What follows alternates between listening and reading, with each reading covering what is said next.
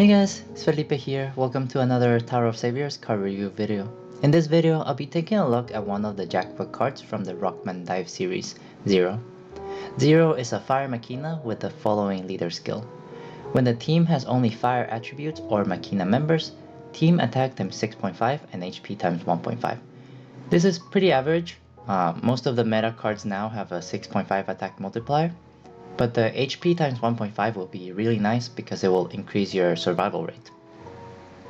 For every group of fire or heart runes dissolved, +1 to both EX combo and normal combo to the max of +8. This is also really nice because it can help you counter enemies that have high combo shields plus or greater than 8 combos, etc.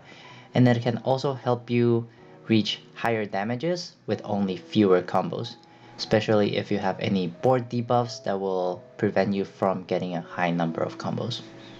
Third effect, for each combo made, recover 1500 HP. This is also pretty good because it means that you can recover regardless of your recovery stat, which if you played Raid team or Eve teams, you can notice that this is also a really nice skill to have, because it both counters enemies that reduce your recovery to 0 or enemies that block heart runes from being dissolved. Then when 6 or more combos are made, your team attack times 2.5 additionally. This will be included with the second effect, so this means that you will only need to have 3 combos in order to benefit from this 2.5 additional attack.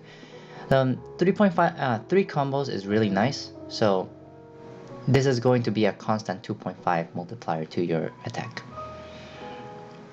Let's see, I want to take a look at the leader skills or the team skills, but because the gimmick for Zero is that you can switch him, we will take a look at everything that they have and then we will see the leader skills or team skills when you mix and match the different Zeros. So let's take a look at the next image, which will be the active skill for normal Zero.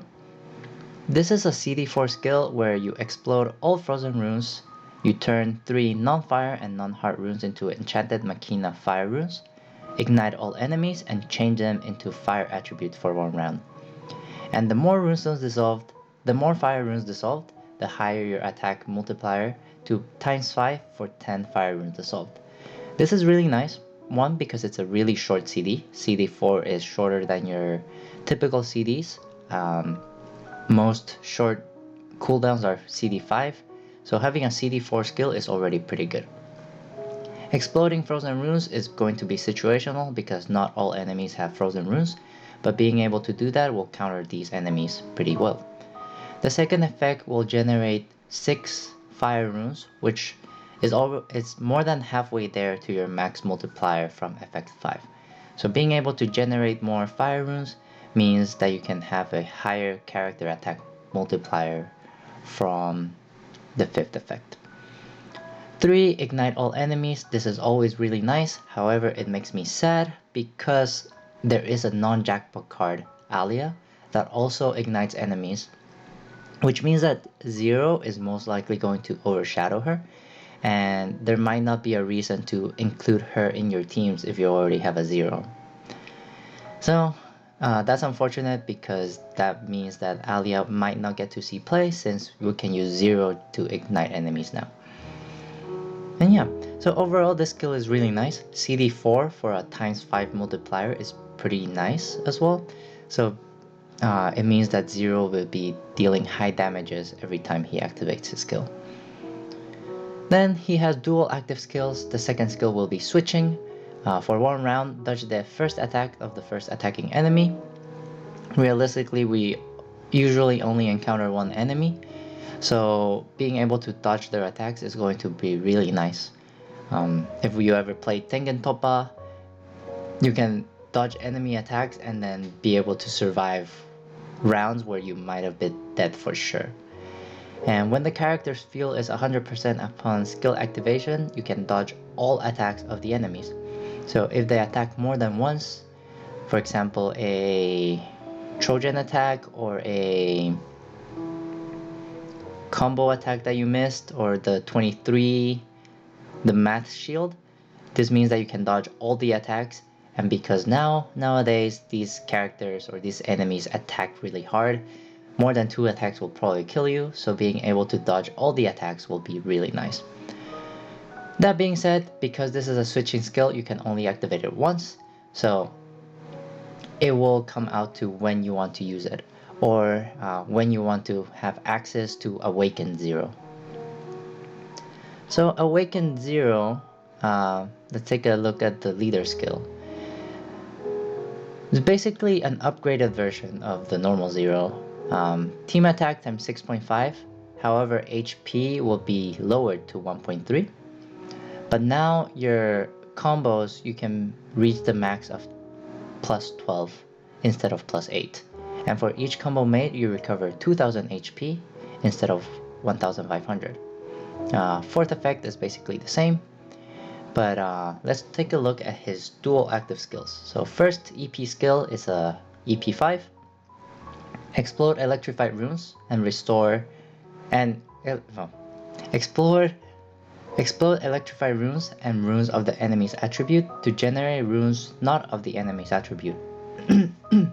This is really nice because those enemies that generate that convert runes that block your board, so for example the ones that block fire runes from being dissolved are usually fire cards.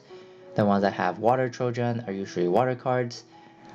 So being able to explode those runes and generate runes of not that attribute is going to be really beneficial, as well as exploding electrified runes is going to be nice as well. If more than 8 runes are exploded, the character's EP plus 2. So normally for switching cards, your max EP will be 12. So you are able to activate this skill twice already. But if you activate this skill once, you will probably be at EP7, which means you're EP9, and you should be able to activate your second skill in conjunction with the first skill. Yeah, the first 8 runes to be dropped in the first batch will be Machina Fire runes. This is basically a way of increasing your attack, but could be also used against cumulative fire rune shields. So pretty good skill, pretty short skill as well, and it restores your EP, which is a new mechanic that I think Zero is the first one that can restore your EP instead of reducing CD for like other cards. So this will be nice since it will allow you to activate your skills more often as well. Excuse me. Then the second skill is going to be CD8. Usually switching cards, their second skill is going to be the OP one. So CD8, turn 5 non-fire and non-heart runes into fire Machina runes. Ignite all enemies. Change enemies into fire for 2 rounds. And for 2 rounds, the character's damage will be dealt regardless of initial shield. And the more fire runes dissolved, the higher the attack, to a max of times 6 for 10 fire runes dissolved. And if an enemy is defeated, the character's EP plus 2. So here we have the same thing where you recover EP, which allows you to activate your skills faster. This second skill is basically an upgraded version of normal Zero. You generate 10 fire runes already, so you can definitely get your max multiplier from the get-go with this card. And the effect lasts for 2 rounds, and damage will be dealt regardless of initial shield, so you can counter a lot of enemies that have initial shield just with this skill. However, the CD is double, since before it was a CD4, now it's a CD8 skill. But because you are recovering EP with this skill and the first skill, it means that you should be able to activate this card faster as well. Not CD4, but at least CD6. Actually, it will be CD5 because you get plus 2 from the skill effect, and because you are dissolving fire runes, you gain 1 more EP. So you should be able to get a CD5 skill from this.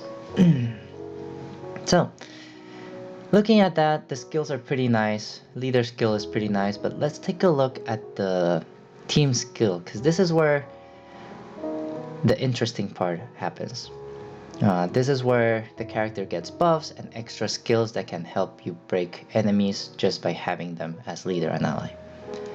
So if the leader is 0 and the ally is 0 or awaken 0, extend Roomstone movement time by 2 seconds. That's pretty nice. Fire and Heart also possess the effect of each other. Like I said before, you don't really need recovery since you have that passive health recovery effect, but Heart having the effect of Fire Runes will increase your attacking power. When reaching 6 EX combo, Machina attack times 2 additionally. So that's going to be nice. That does mean you have to do 6 normal combos because the team skill adds +1 for each combo that you do. So if you want 6 EX combo, you need to dissolve 6 normal combos. And skill CD of Rockman DiVE, Diamond Seal characters -3 after entering the stage. This is pretty big. This is going to be really nice. It means that a lot of cards will be ready faster and you can activate them against enemies sooner and you don't have to stall as much. So next, change the leader skill of the leader to close combat mode rebuilt. Basically everything's the same. And the thing that gets added is effect 5. Each time a fire member or Machina activates its skill, recover 5000 HP. And team attack increases to the max of ×3. So this is a way to recover your HP without having to move. You can just activate a skill and recover HP. This will work really nice with cards that have short CD, and you can increase your attack as well as recover HP by activating them. This includes 6-arm Boilerman or the new non-virtual Rebirth X, since he has a CD too. Next we have a team skill when your leader is Awakened 0. So it will be the same effect. Your HP multiplier will go back to normal. It will go from 1.3 to 1.5. Same thing for effect 2, same thing for effect 3, same thing for effect 4, and you get a better effect 5 where you recover 10,000 HP instead of 5,000, and your team attack increases to the max of 4.5 instead of 3, which means that if you want higher damage, you always want to switch your leader 0, in order to get a higher attack multiplier. And then the next team skills are when you have Iris in your team. Burning and Sticky Runes will be nullified, and Iris will have a -5 to her skill CD. And if you pair her with the first team skill where Diamond Seal characters -3, it means that her skill will be ready immediately. And the last team skill is the usual energy tank ability using the craft, so that's shared by all the Rockman DiVE series members. So now that we have all the information, what do I think about this card? I think this card is going to be really powerful. Honestly, the way you can build this card using Mono Fire as well as Mono Machina teams, it's going to be really flexible and really good for team building and beating different stages. I kinda like it a little bit more than the 1% jackpot card, but that's just my opinion because of the flexibility in building. I also really like how you are not tied by recovery and you can recover HP without having to rely on your recovery stat, and it also really easy to get a high number of combos because of his second leader skill. So if you're good at spinning, you can get 12 combos, and if you're bad at spinning, you can still get your usual 6 combos or 7 combos without breaking a sweat. His active skills are really good as well. They're all designed to boost his attack even further, but they're also made so you can counter specific enemies like Electrified Runes or Frozen Runes and Initial Shield. So as utility, it will be a really good member as well. Once these cards fall out of the meta, I can still see Zero working as a really good member.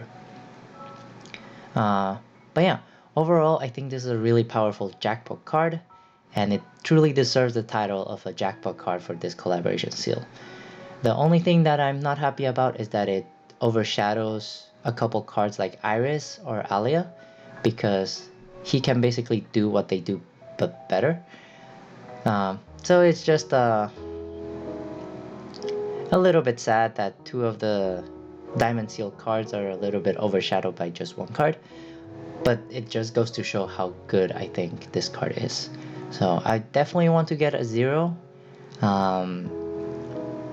Whether you would want to train more than one, I think it is worth getting a second copy, since you can abuse his switching skill to dodge enemies' attacks, as well as just having more firepower in general. So if you get more than one copy, go ahead and yeah, if you get lucky and get more than one copy, that is great. If not, I think one card was enough. So don't spend your diamonds trying to get a second copy, since he is not guaranteed. But yeah, that is all I had for this jackpot card review. So please let me know in the comments if I missed anything or if I said anything wrong. And as always, please stay tuned on my YouTube channel to see more of my Tower of Saviors content. And I hope you enjoyed this video, and I'll see you next time. Bye everyone!